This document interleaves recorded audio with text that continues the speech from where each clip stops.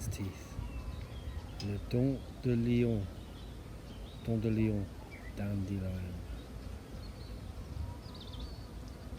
The dandelion's a complex composite plant. If you cut it open though, you will see that it's made up from individual little flowers called florets. Take hold of some tweezers and you can tease out one of these florets and have a much closer look.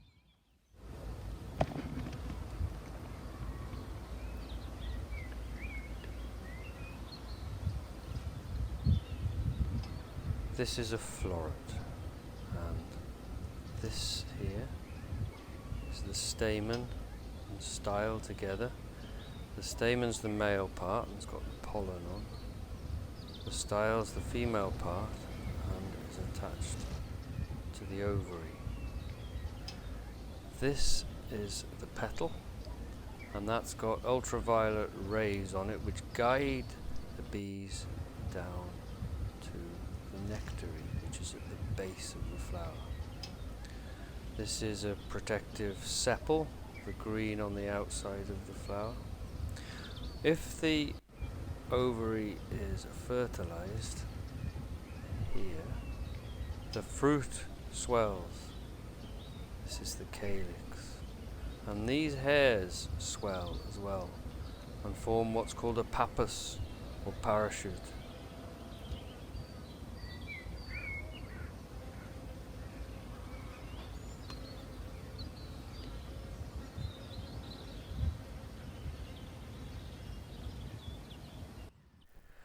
Many insects, such as the pollen beetle, will feed off dandelions. An important pollinator are solitary bees. These nest in the ground in little holes, and there you can see the tongue has come out, searching for nectar at the base of the floret. It'll carry on pollinating as it goes, but really collecting for itself.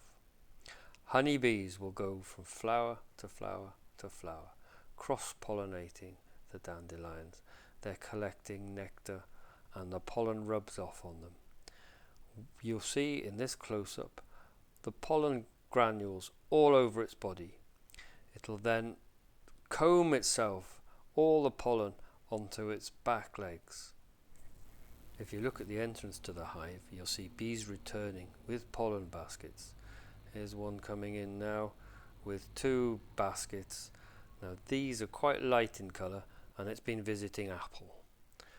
When you look closely you'll see different colours of pollen, and here's some now lighter brown. They are there. That's dandelion. Dandelion is a rosette plant. It grows close to the ground. It's got a long taproot, which is the scourge of many a gardener. You can take the leaves off and soak them overnight, and they are pretty tasty in a salad. Make sure though you don't eat the stalks, because in the stems is a chemical that will make you wet the bed. If you wash the roots in water, leave them to dry for a couple of days, then chop them into small bits. You can then put them under the grill to roast, and when they've roasted you put them in the grinder, grind them up, and then after you've ground them, put them into a cup and add boiling water, and you make a cup of coffee. Slightly bitter, so it needs a bit of sugar. To make dandelion wine, pick flowers in the full sun, add boiling water, and then after a couple of days strain onto sugar.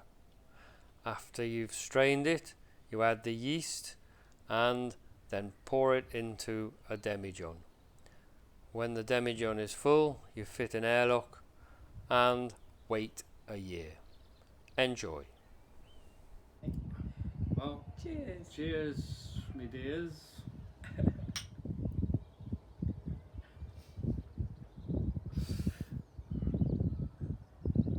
There's mead in